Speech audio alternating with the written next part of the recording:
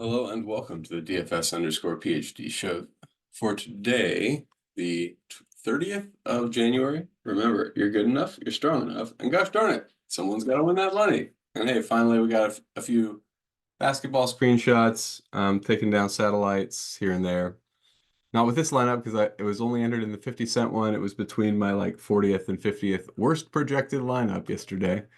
But you take a dart on Jalen Green, and sometimes he drops a bomb. You take a dart on Kawhi because of our 2 out of 3 Clippers rule, and because of adjusting those guys up as a result, and you wind up with 1% Kawhi going smash. Yeah, and congrats. I saw another big W for Eric yesterday, so congrats to him as well. Who was the low-owned piece? Oh, Hardaway. Yeah, Hardaway going off was crazy. Like, pretty wild. I didn't see that coming at all. Guess we probably should have though, given the you know, Luke or no, not Luka was out. Kyrie was still out, right? So what were we doing? 2 days ago we were all over. He must have had a bad shooting game or something.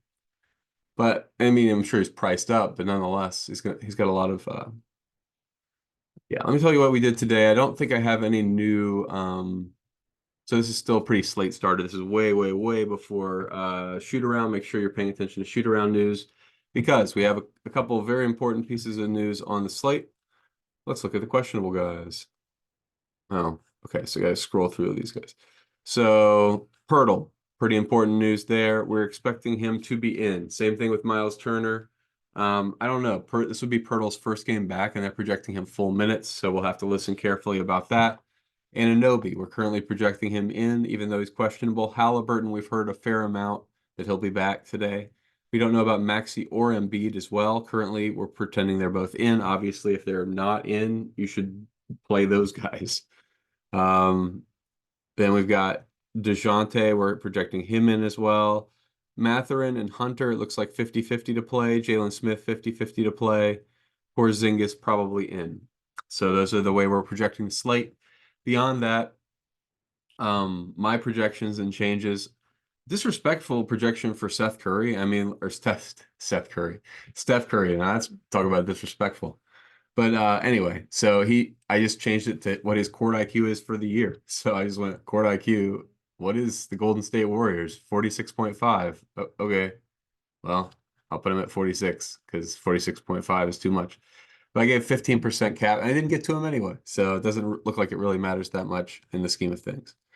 Draymond Green got a few more minutes than people were expecting, even before the overtime. So I bumped him up because it seems like if he's being effective, they'll leave him out there. Josh Hart got more minutes than is being projected here with Randall out. Randall's going to be out a few weeks with a shoulder. So you got to project those guys higher. Hartenstein, it's about what happens with Anunoby. They ran a weird rotation where he kind of got squeezed out with Achua at the 4, and now they're projecting that is going to be every time. But I mean, if he starts at the 5 again, they were running him 32 minutes last week, So I mean, yeah, he's priced up, so you don't have to have any. I didn't get to any in this first draft, but you got to recognize Hartenstein, a good place to get to some leverage. Dennis Schroeder, yeah, don't know what we're doing there with Quickly and Barrett out. I expect more minutes for Schroeder than they have projected him for here. So I have raised the projection for Schroeder. Yeah, no rules, so I don't need to show that. Still 15% chance of Schroeder smash just because he kind of has to hit shots or else they could close with somebody else. They could close with like Bruce Brown or something. But in terms of, okay, Quentin Grimes also slightly under projected based on he really was out there kind of a lot. Did he get there? I don't think he did quite get there, but what was Grimes' stats? 32 minutes. So, he shot 1 for 6. He didn't get there, but we got lucky, guys. We got lucky. And what I'm kind of counting on too, let's go back. Well, he's going to be 50%. I'm not sure he'll be 50%. People, when they get burned by somebody like that, like, I mean, he was a good play and all, but he kind of burned them yesterday. They don't go back to even good plays as much as they should. So that's kind of what I'm banking on is people not going to Quentin Grimes and him instead of shooting 1 for 6, shooting 3 for 6 or something, because he's a professional shooter. But still, do I want to be 70% Quentin Grimes? Probably not. I do think I could be that much of DiVincenzo, and I do think I could be that much of Josh Hart. Because Hart was out there just a tremendous amount. as well. And like just seems to be what their plan is to do without what's his name? Without Randall. They just plan to jam Hart. I don't know if it'll work this time, but yeah. D'Lo looking great out there, and probably it's a shop window situation. He's been there before. He knows that to get money, he needs to look good right now, and they're giving him the rope, and they're playing Atlanta, so totally fine with him. Up here with the likes of Dante DiVincenzo, Josh Hart, the Knicks, obviously where you're going for value, Quentin Grimes, because Randall's out, and when they priced this slate, Randall was in. So until they get those prices right, you're going to be jamming Knicks. Down here at the middle, Kuminga underpriced for the utilization he saw in the last game. You saw Looney get pretty squeezed out, and you saw Kuminga and Draymond extended. So if they keep running that rotation, well, then you should have some Kuminga because the dude shoots, he's playing good, and if he's going to get extended with 5 starters, that could be very interesting. And the game currently, by the way, is projected to be a 5-point Philadelphia win. So that tells me that that's why we're projecting Embiid and Maxey in, is because Vegas is projecting Embiid and Maxey in. Okay, so then Kobe White's fine, Vucevic is fine. All these Chicago guys are also slightly underpriced for their role, but I limited them all, so I didn't add a 2 out of 3 rule. You can consider doing that if you want to. What I did do is I maxed each of them at 35%, so roughly a third chance any of them goes off, and I think it's kind of independent. They could all go off. Toronto's not that good defensively to stop an onslaught, and Chicago's not that good offensively with the other guys. It's not like they're going to pass it around for sure. Jacob Poeltl, if he plays, you can play some Jacob Poeltl. Not that much, probably.